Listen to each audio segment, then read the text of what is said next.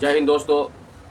बिहार के तमाम नियोजित शिक्षक, विशिष्ट शिक्षक, बीपीएससी शिक्षक, शिक्षा सेवक, तालीमी मरकज, जितने भी जिस तरह से दैनिक वेतनभोगी कर्मचारी हैं, परिचारी पैनल अभ्यर्थी, विशिष्ट परिचारी पैनल अभ्यर्थी और एएनएम, एसआरपी, केआरपी इत्यादि जितने भी भाई बहनें दर्शक हैं, सभी को आदाब सलाम। दोस्तों, बराबर मैं शोषित, पीड़ित, दबे कुचले और शिक्षकों से संबंधित मैं हमेशा आपके हक हुकूक की बात करता हूँ और हमेशा सरकार से आपका जो अधिकार है वो अधिकार का मैं बातें रखता हूँ। इसीलिए यह चैनल आपका है, आपका भी कर्तव्य होता है कि इसको ज़रूर सब्सक्राइब कीजिए। और बिल्कुल ताज़ा खबर लेकर के आया हूँ, चूँकि शिक्षकों के लिए निरंतर प्रयास करती है कि आपका आवाज़ उठावे। दोस्तों, इन दिनों शिक्षा विभाग के एसीएस डॉक्टर एस सिद्धार्थ साहब ने कल स्टेटमेंट दिए कि बच्चों का, छात्र छात्राओं का स्कूल में बायोमेट्रिक अटेंडेंस होगा। और ठीक है, शिक्षा विभाग का अलग नीति है। दूसरी बात कि डॉक्टर एस सिद्धार्थ साहब ये भी बोले हैं कि जिस स्कूल में बच्चे पढ़ रहे हैं, स्कूल के टाइमिंग में अगल बगल यानी अड़ोस पड़ोस या गांव कस्बे में उस पीरियड में प्राइवेट कोचिंग नहीं चलना चाहिए।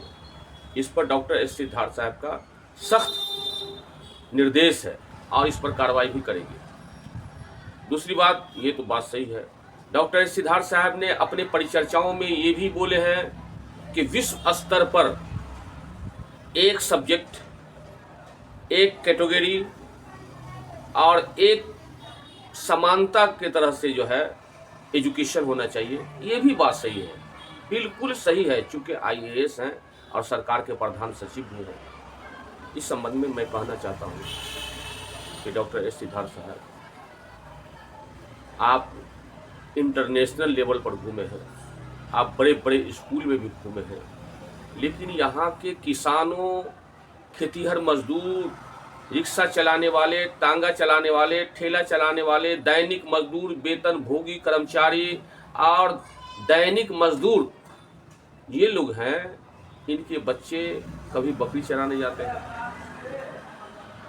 कभी भैंस चराने जाते हैं, कभी गाय चराने जाते हैं, कभी घर का कुछ काम करता है। चूँकि इन लोगों का आर्थिक स्थिति बहुत ही दयनीय है।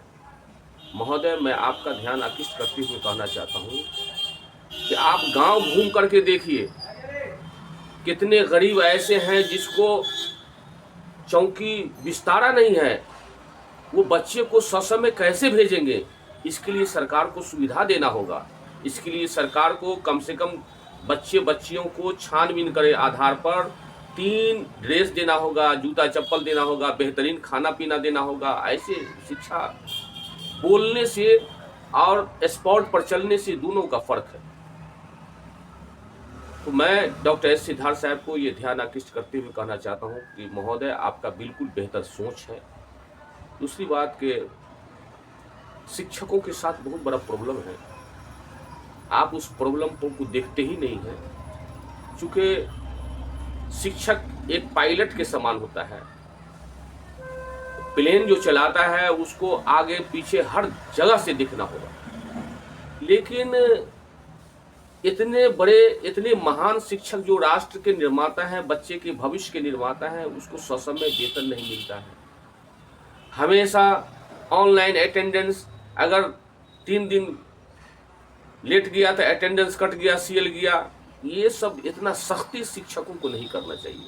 शिक्षक एक तरह का राजा होना चाहिए और राजा अपना कर्तव्य निभावेगा। वैसे एक सोशल मीडिया पर एक फोटो वायरल हो रहा है, भगवान हमारे शिक्षिकाओं को भी समझ दे। छोटी छोटी बात के लिए इतना मारपीट हो गया है कि आप देखिए। आपने मुझे पर कैसे मारा? आपकी हिम्मत कैसे हुई? ये तो फोन ऑन करिए एक बार। आपने मेरा फोन तोड़ा कैसे? वीडियो बना तो आपने मारा मैडम इसको थप्पड़। आपने मुझे थप्पड़ कैसे मारा? आपने मुझे थप्पड़ कैसे मारा? How dare to touch me?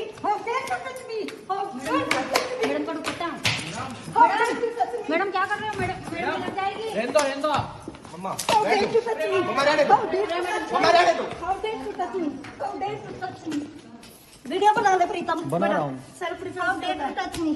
Self defence में होता, प्रिंसिपल का ये मतलब नहीं होता, कुछ डिफेंस नहीं होता। How dare to touch me? दोस्तों, आपने देखा दो फीमेल शिक्षिका में आपस में जो झंझट कर रहा है। आजकल तो ऐसा हो गया है कि दो आदमी जो झंझट करता है तो तीसरा आदमी वीडियो लेता है। अगर वीडियो छोड़ करके उसको जायज छुड़ाने के लिए तो झंझट होने का सवाल ही नहीं है। तो इस सोशल मीडिया के माध्यम से मैं कहना चाहता हूँ कि आप शिक्षिकाएं बहन आपस में उत्तेजना नहीं होइए। दुनिया का वह आदमी हमेशा कामयाब है तो बर्दाश्त करने का क्षमता है। तो बर्दाश्त कर लिया। आपको जिससे नहीं बनता है आप अलग रहिए, उससे बात नहीं कीजिए। दूसरी बात, हाँ दोस्तों, अब मैं नियोजित शिक्षकों के तरफ ले चल रहा हूँ। कुछ हवा ऐसा चल रहा है कि नियोजित शिक्षक एग्जामिनेशन नहीं देगा तो उसको नौकरी से हटा दिया जाएगा। और सरकार तो फंस माने ऐसा जाल में फंस गया है कि सरकार को यही शिक्षक ले डूबेगा। एक को विशिष्ट शिक्षक बना दिया, राजकर्मी का दर्जा दे दिया, सुविधा नहीं दे रहा है, वेतन नहीं दे रहा है, विभाग फेलियर है। और डॉक्टर एस सिद्धार्थ साहब सिर्फ मीटिंग कर रहे हैं शिक्षक शिक्षिकाओं के साथ। भाई वेतन दीजिए, ससमय वेतन दीजिए। पता नहीं शिक्षकों के नाम पर लेट से वेतन हो जाता है, ये गलत बात है। मैं चाहता हूं कि जब से नियोजित शिक्षक ट्रेंड हुए हैं तब से उनको समान काम का समान वेतन देने में क्या दिक्कत है। दूसरी बात कि एक चीज का मैं बराबर माननीय नीतीश कुमार बिहार सरकार और डॉक्टर एस सिद्धार्थ साहब को भी शिकायत करूंगा कि माननीय नीतीश कुमार साहब विधानसभा में कहते हैं 50 लाख युवाओं को नौकरी और रोजगार देंगे। माननीय नीतीश कुमार बिहार विधानसभा सचिवालय के सदन में माननीय विधायक के सामने में यह घोषणा करते हैं कि आने वाले दिनों में इलेक्शन से पहले 50 लाख युवाओं को मैं रोजगार दूंगा, नौकरी दूंगा। इस संबंध में मैं कहना चाहता हूं कि आपका सोशल मीडिया में तो पूरा वायरल हो जाता है, प्रिंट मीडिया में भी आ जाता है, लेकिन आप काम कुछ करते नहीं हैं। मैं एक गुजारिश करना चाहता हूं कि जितना दैनिक वेतन भोगी कर्मचारी हैं और जो कम मानदेय वाले हैं, KRP है, SRP है, शिक्षा सेवक है, तालीमी मरकज है, इस सबको समायोजन कीजिए, आपका जय विजय रहेगा। बहुत मामला है शिक्षा विभाग का, बिहार सरकार का। मैं फिर अगले वीडियो में मैं आपके साथ आ रहा हूं और आपकी मेहरबानी होगी कि आप इसको ज़्यादा से ज़्यादा शेयर कीजिए ताकि डॉक्टर एस सिद्धार्थ साहब माननीय मुख्यमंत्री के नज़दीक ये पहुंच जाए और आप लोगों को भला हो, आप लोगों का समायोजन हो। दोस्तों, अब अपनी बातों को मैं विराम देता हूं, इजाज़त दीजिए। जय हिंद, जय भारत।